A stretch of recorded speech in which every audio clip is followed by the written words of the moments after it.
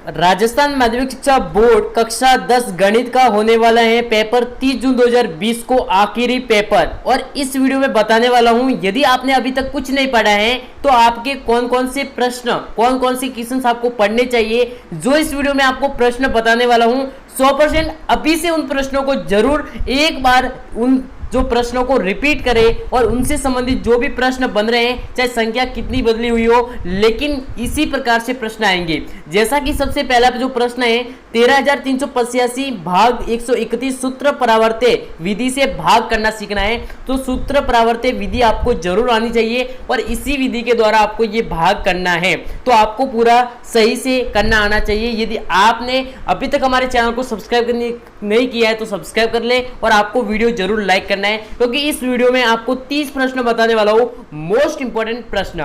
दूसरा प्रश्न है सूत्र परावर्त्य योजते द्वारा समीकरण को हल करना है। जैसा कि आपको ये समीकरण दिया है उसको सॉल्व करना है। तो ऐसे ऐसे प्रश्न पूछे जाएंगे। 100% मैं आपको कह रहा हूं गणित डाउटनेट पर होगा। अब आपके सभी मैथ्स, केमिस्ट्री, फिजिक्स और बायोलॉजी डाउट्स का होगा सफाया। बस अपने क्वेश्चंस की फोटो खींचो और उसे क्रॉप करो, इसे सबमिट करो और सिर्फ 3 सेकंड के अंदर उसका वीडियो सोल्यूशन पाओ। क्लास 6 से 12 से लेकर NEET, IIT, JEE mains and advance level तक आज ही डाउनलोड करें डाउटनेट ऐप।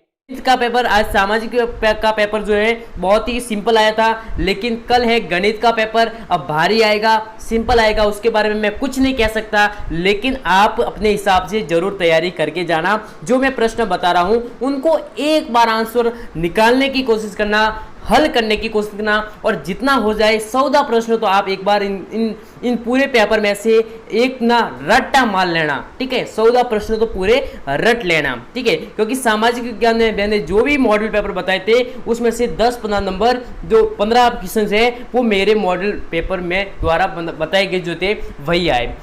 अब है तीसरा, एक पासा के फेंकने पर सम अंक आने की क्या प्रायिकता ज्ञात कीजिए। ठीक है, एक पासा जब उछाला जाता है तो सम अंक आने की क्या प्रायिकता है, तो 3/100। तो ये सबसे सिंपल आंसर है। तो इसका ऐसे ऐसे जो आपको आंसर निकालने आने चाहिए, लेकिन विधि के द्वारा।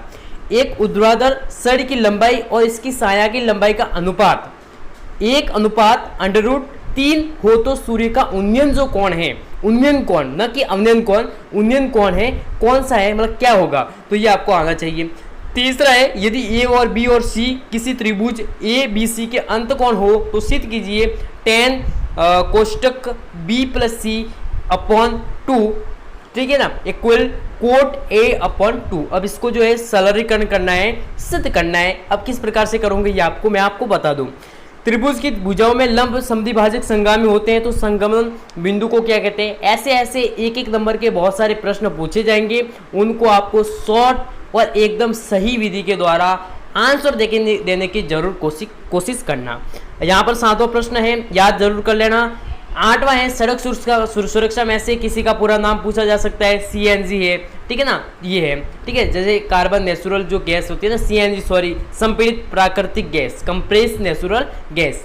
आकृति में सांप, ये भी ठीक है। इस प्रकार से जो ये गणित के जितने भी रिलेट में बन रहे हैं प्रश्न उनको एक बार जरूर याद कीजिए। और मैं आपको बोल दूं, जिन्होंने पहले से ही अपनी जो प्रैक्टिस की हुई है उनको तो ये जो पेपर पूरा सरल लग रहा होगा। जिन्होंने प्रैक्टिस ही नहीं की उनको ये पेपर बहुत ही हार्ड लग रहा होगा। और मैथ्स हमेशा हार्ड ही होती है और पेपर भी देखा गया है ज़्यादातर ईयर्स में पेपर हार्ड ही आया है, तो अब की बार भी हार्ड आने की पूरी संभावना है। सूत्र निकिलम विधि से 408 घन कीजिए। इसका घन आपको निकालना है, लेकिन सूत्र निकिलम के मेथड के द्वारा। 12वां है, सरल कर बताइए कि संख्या एक परिमेय संख्या है या अपरिमेय संख्या है। तो इस प्रकार के आंसर देना है, परिमेय है या अपरिमेय है, उसको भी पूरा सरल करना होगा। इस प्रकार से 13वां, 14वां, 15 एक एक प्रश्न को आप गौर से देखिए और उन सभी प्रश्नों का आंसर निकालने की कोशिश कीजिए, अपने नोट्स में लिख लीजिए, क्योंकि अभी तो आपके पास 12 घंटे बचे हैं और 12 घंटे में आप पूरे गणित में से 80 में से 70 भी ला सकते हो और फिर फेल भी हो सकते हो। अब आपके हाथ में है, आपको क्या तैयारी करनी है। 12 घंटों को मजाक में लेना है और 12 घंटों को उपयोगी बनाना है। यहाँ पर आप जो बड़े बड़े प्रश्न हैं, और ज़्यादातर मैं यही कहूँगा जो पहले बड़े बड़े प्रश्न आ रहे हैं माध्यम आदि का बहुलक वाले, वो पहले कीजिए, क्योंकि मैं खुद पहले गलती कर चुका हूं। मेरे भी जो बहुत कम नंबर आए थे मैथमेटिक्स में, इसलिए मैं बोल रहा हूं आप अपने 30वें प्रश्न आता है तो सबसे पहले 30वां प्रश्न कीजिए, क्योंकि ये 6 नंबर के क्वेश्चन है। यदि आप इनको 4 क्वेश्चन बड़े बड़े कर लेते हो तो और चारों 4 राइट हो जाते हैं तो भी आप आसानी से पास हो सकते हैं। और आपने यदि 1 से 10 तक प्रश्न पूरे कर लिए तो भी आपके 10 नंबर ही बन रहे हैं, तो आप फेल भी हो सकते हो। तो ये मैं आपको बता दूं, न तो ज़्यादा सोचना है और ये भरोसे किसी के मत रहना कि ये विद्यार्थी अब ये करेगा फिर जो है बताएगा, तो ऐसे तो आपको बात करनी नहीं है। और आपको पता होगा इस लॉकडाउन में तो और भी सख्ती है, न तो किसी को पूछने देते, दूरी भी थोड़ी ज़्यादा है, तो आप किसी के विश्वास लगाए हुए मत बैठना। अपने खुद पर कॉन्फिडेंट होकर आपको जैसा आता है वैसा आता है, जितनी तैयारी की है, क्योंकि अब 12 घंटों में तो पूरी किताब कोई भी नहीं पढ़ सकता।